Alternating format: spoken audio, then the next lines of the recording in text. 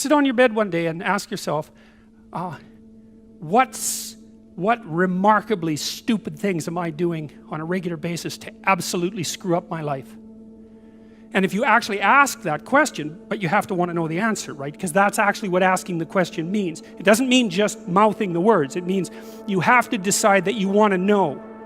You'll figure that's out so fast it'll make your hair curl. There's no better pathway to self-realization and the ennoblement of being than to posit the highest good that you can conceive of and commit yourself to it. And then you might also ask yourself, and this is definitely worth asking, is do you really have anything better to do? And if you don't, well, why would you do anything else? If you orient yourself properly and then pay attention to what you do every day, that works. And I actually think that that's in accordance with what we have come to understand about human perception, because what happens is that the world shifts itself around your aim, because you're a creature that has an aim. You have to have an aim in order to do something. You're an aiming creature. You look at a point and you move towards it. It's built right into you. And so you have an aim. Well, let's say your aim is the highest possible aim. Well then, so that sets up the world around you. It organizes all of your perceptions. It organizes what you see and you don't see. It organizes your emotions and your motivations. So you organize yourself around that aim, and then what happens is the day manifests itself as a set of challenges and problems, and if you solve them properly, then you stay on the pathway towards that aim, and you can concentrate on the day, and so that way you get to have your cake and eat it too, because you can point into the distance, the far distance, and you can live in the day. And it seems to me that that makes every moment of the day supercharged with meaning. That's how, because if everything that you're doing every day is related to the highest possible aim that you can conceptualize, well, that's the very definition of the meaning that would sustain you in your life. Well, and then the issue is, well, back to Noah.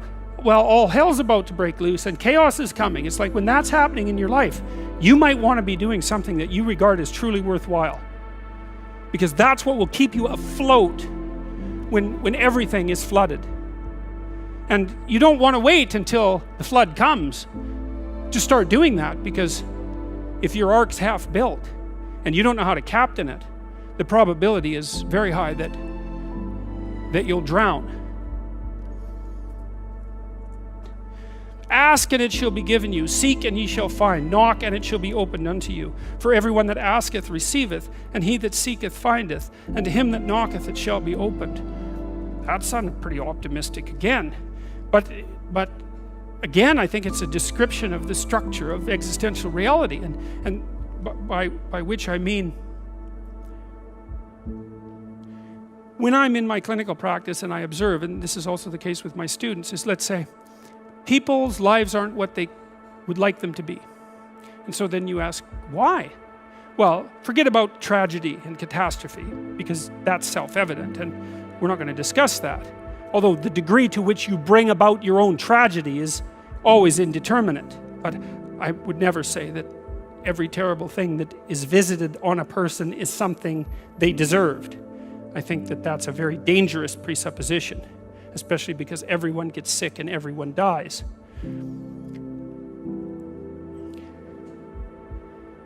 But one of the main reasons that people don't get what they want is because they don't actually figure out what it is. And the probability that you're going to get what would be good for you, let's say, which would even be better than what you want, right? Because, you might be wrong about what you want easily. But maybe you could get what would really be good for you. Well, why don't you? Well, because you don't try. You don't think, okay, here's what I would like if I could have it. And I don't mean in a way that you manipulate the world to force it to deliver you goods for status or something like that. That isn't what I mean. I mean something like, imagine that you were taking care of yourself like you were someone you actually cared for. And then you thought, okay, I'm caring for this person. I would like things to go as well for them as possible. What would their life have to be like in order for that to be the case? Well, people don't do that. They don't sit down and think, all right, let's figure it out. You've got a life. It's hard, obviously. It's like 3 years from now, you can have what you need. You got to be careful about it. You can't have everything. You can have what would be good for you, but you have to figure out what it is, and then you have to aim at it. Well, my experience with people has been if they figure out what it is that would be good for them, and then they aim at it, then they get it. And it's strange because it's a strange thing. It's not quite that simple because, you may formulate an idea about what would be good for you, and then you take 10 steps towards that, and you find out that your formulation was a bit off, and so you have to reformulate your goal. So you're kind of going like this as you move towards the goal. But a huge part of the reason that people fail is because they don't ever set up the criteria for success. And so, since success is a very narrow line and very unlikely, the probability that you're going to stumble on it randomly is 0. And so there's a proposition here, and the proposition is, if you actually want something, you can have it. Now the question then would be, well, what do you mean by actually want? And the answer is that you reorient your life in every possible way to make the probability that that will occur as certain as possible. And that's a sacrificial idea, right? It's like, you don't get everything. Obviously. But maybe you can have what you need. And maybe all you have to do to get it is ask. But the asking isn't a whim or today's wish. It's like, you have to be deadly serious about it. You have to think, okay, like I'm taking stock of myself. And if I was going to live properly in the world and I was going to set myself up such that being would justify itself in my estimation, and I don't mean as a harsh judge, exactly what is it that I would aim at? And so the issue is not so much the blindness of others, even though there's as much blindness among others as there is for you. But the issue here, the advice here, the description here is, you should be concerned about what's interfering with your own vision first. And you should leave other people the hell alone in relationship to that. And so if your mode of being in the world is, if you would just act better, things would improve for me, or if you identify the evil and the catastrophe as something that's outside, that someone else needs to fix, or that someone else is responsible for, then you're not going to fix that. And you're going to remain blind to the things that you're doing and not doing that make things not go well. And so it's just better to think, all right, I'm probably blind in many, many ways. And maybe there are some ways that I could rectify that, because it's highly probable that you're blind in all sorts of ways. I mean, in fact, it's virtually certain. And so it's just more useful to think, how is it that I'm wrong in this situation? I'll tell you something that I learned to do when I was arguing with my wife, which happened quite frequently, because when you actually communicate with people, you find out that there's many things that you don't agree on. And that's because you're actually different creatures.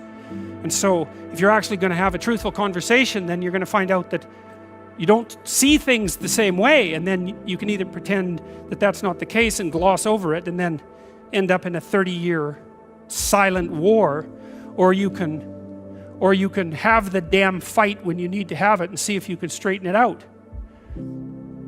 So now and then we'd get in a situation where we were at loggerheads, we couldn't move.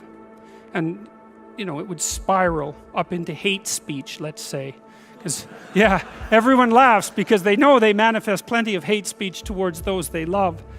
So one of the things we learned to do was, when we hit an impasse, was to separate and to go our own ways and to go sit and think, okay, look, we're at this unpleasant situation. We can't figure out how to move forward. I'd always think, of course it's her fault. Obviously it's her fault. At least 95%. But maybe there was something I did that contributed like 5% to it.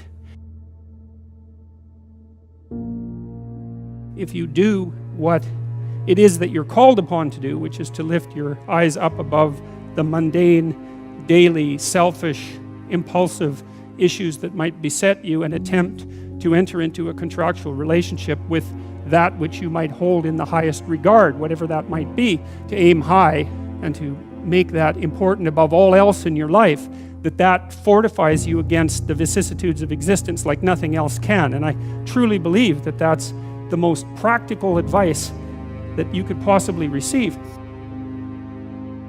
The way that you fortify your faith in life is to assume the best, something like that, and then to act courageously in relationship to that.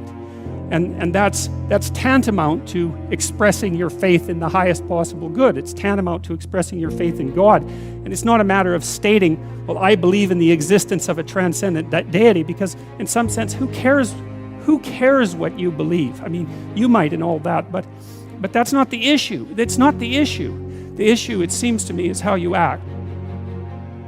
The issue is not what you believe as if it's a set of facts, but how you conduct yourself in the world. The purpose of thinking is to let your thoughts die instead of you. It's a brilliant notion, and so the idea is something like,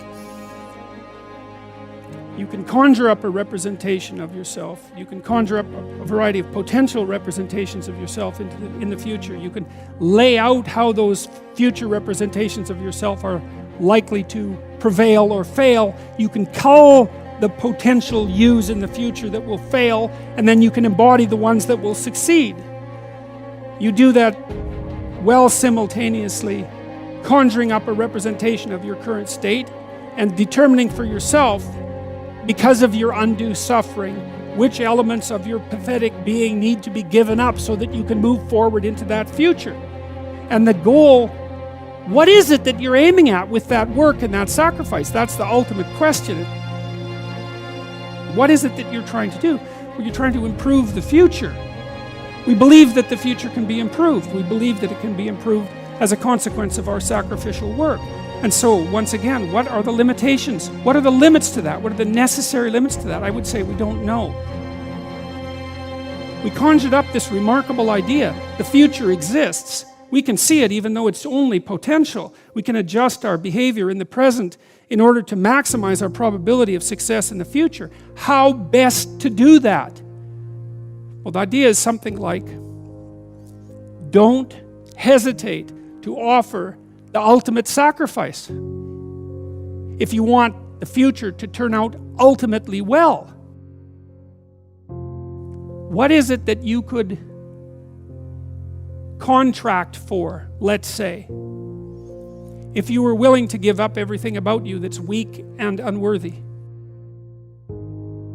The proper sacrificial attitude produces a psychological state and then a social state that's a manifestation of that attitude that decreases the probability that the world will careen into hell and increases the probability that people will live high quality, meaningful, private lives in a society that's balanced and capable of supporting that.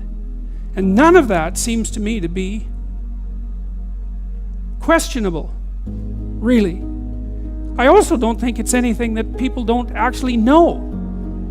You know, people have told me many times that when they listen to me talk, they're hearing things that they already knew but didn't know how to say. It's something like that. And this is one of those things that I think is exactly like that. I mean, I think it's at the very core of our moral knowledge, which is our behavioral knowledge and our perceptual knowledge. I mean, let's get this straight. Moral knowledge is no trivial matter. It's knowledge about how it is that you orient yourself in the world. There's no more profoundly necessary form of knowledge. Well, it's predicated on something that's exactly like this. We know that we have to make sacrifices. We know that we have to aim at what's good.